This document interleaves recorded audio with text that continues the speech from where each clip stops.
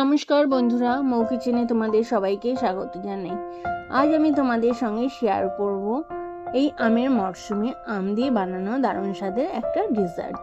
আর এই ডেজার্টটা খুব কম উপকরণে খুব সহজেই বানানো যায় আর খেতে হয় দুর্দান্ত। এখানে আমি আগে থেকে আমের খোসা ছাড়িয়ে টুকরো করে নিয়েছি। এবার মিক্সার জারে আমের টুকরোগুলো নিয়ে একটা পেস্ট বানিয়ে নেব।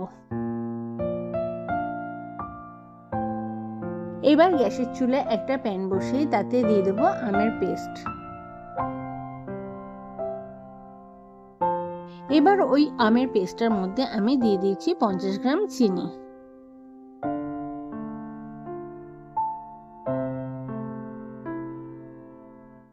আমটা কতটা মিষ্টি সেই বুঝে তোমরা কিন্তু চিনিটা বাড়িয়ে কমিয়ে দিতে পারো।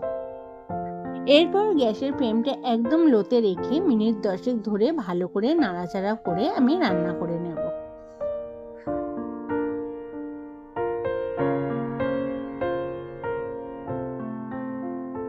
আমটা এইভাবে নাড়তে নাড়তে একটুখানি দেখে নেব আমটার মধ্যে আঠালো চিটচিটে ভাব এসছে কিনা।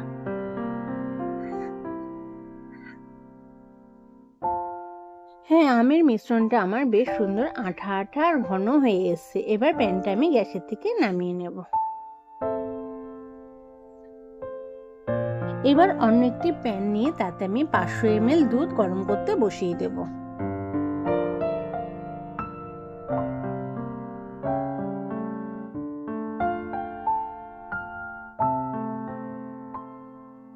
আর দুধটা ভালোভাবে গরম হতে হতে আমি পাউরুটিটা কেটে নেব। প্রথমে একটা পাউরুটির পিস নিয়ে একটি ছুরির সাহায্যে পাউরুটির সাইডগুলো আমি সমস্ত কেটে বাদ দিয়ে দিচ্ছি। দেখো সুন্দরভাবে আমার পাউরুটির সাইডগুলো ভালোভাবে কাটা হয়ে গেছে। ঠিক একইভাবে আরেকটা পাউরুটির পিস নিয়ে সাইডগুলো কেটে নিচ্ছি।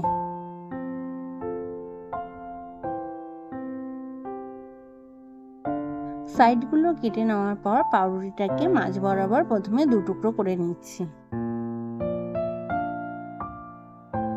তারপরে টুকরো দুটোকে একসঙ্গে সমান করে আবারও মাঝ বরাবর 2 টুকরো করে নিচ্ছি। মানে 1 পিস পাউরুটিকে 4 টুকরো করে নিচ্ছি। আমি এখানে ডেজার্টটা বানাতে 3 পিস পাউরুটি নিয়েছি। তোমরা তোমাদের পরিবারের সদস্য বুঝে অবশ্যই বানাবে। আর যখন পাউরুটির পরিমাণটা বেশি নেবে তখন দুধ আর আমের পরিমাণটা অবশ্যই বেশি নেবে। অপরদিকে দুধটা খুব ভালোভাবে ফুটে উঠেছে।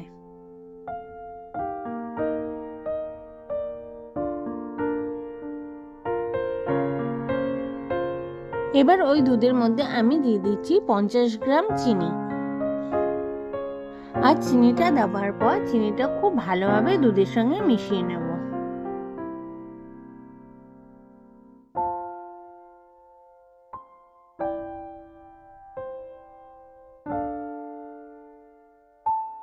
দুধটা যাতে খুব তাড়াতাড়ি ঘন হয়ে যায় এর জন্য আমি এখানে দিয়ে দিচ্ছি পাউডার দুধ।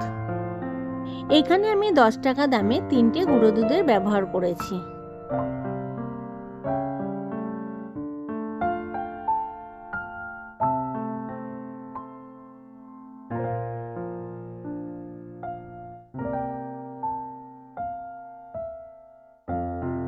গুঁড়ো দুধটা দেবার পর লিকুইড দুধটা কিন্তু আমাদের অনবরত নাড়তে হবে, তা না হলে কিন্তু গুঁড়ো দুধটা ঢেলা পেকে যাবে। এইভাবে দুধটা কিন্তু 10-15 মিনিট ধরে অনবরত নাড়তে হবে।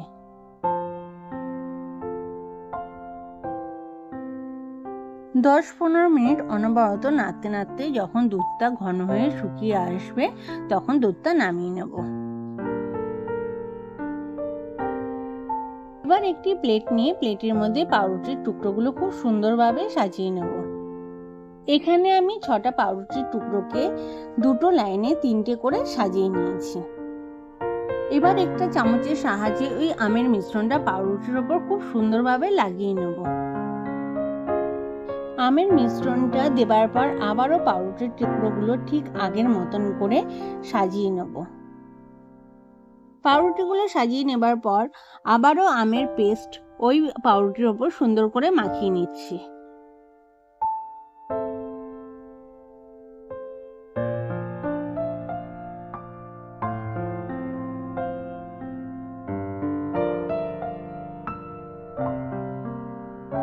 এবার আগের থেকে যে দুধের মিশ্রণটা অর্থাৎ দুধের ক্ষীরটা রেডি করে রেখেছিলাম, সেই দুধের ক্ষীরটা আমি প্রথমে পাউরুটি আর আমের ওপরে সুন্দর করে দেব, আর যেই এক্সট্রা দুধটা থাকবে সেইটা আমি প্লেটের চারিদিকে ভালো করে ছড়িয়ে দেবো।